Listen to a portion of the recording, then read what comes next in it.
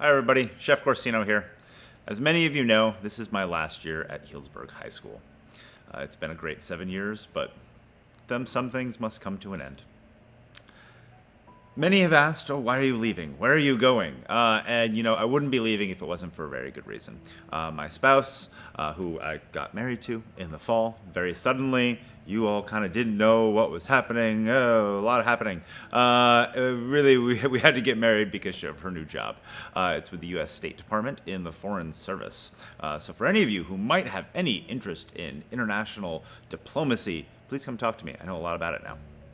But she has a degree in that stuff, which is really cool. And I've been lucky enough to have my dream job for the past 7 years. I've been in education 11 years. And while I'm going to be staying in education, it's time for her to have her dream job.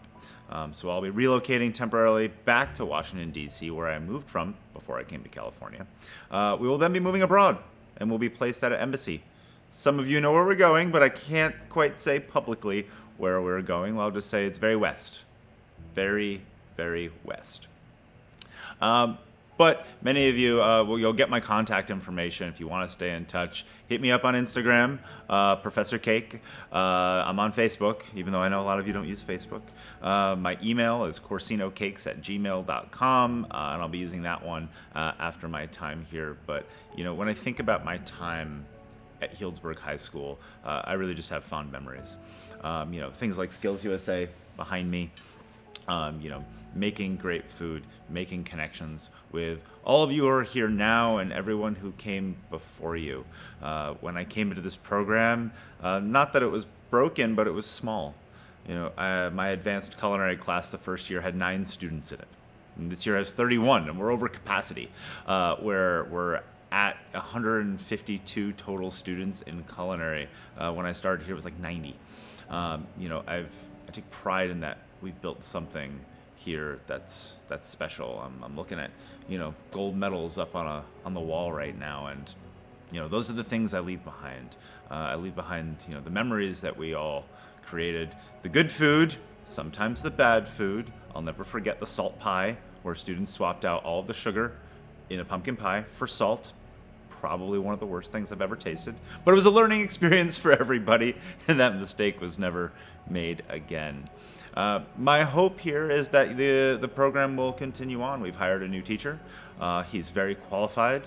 He's going to look very similar to me. He's about my height. He's a little scruffy. He has no hair. He has a baking and pastry degree from Johnson & Wales. Mine's from CIA. I know, big rivalry. But he's been an educator for a number of years.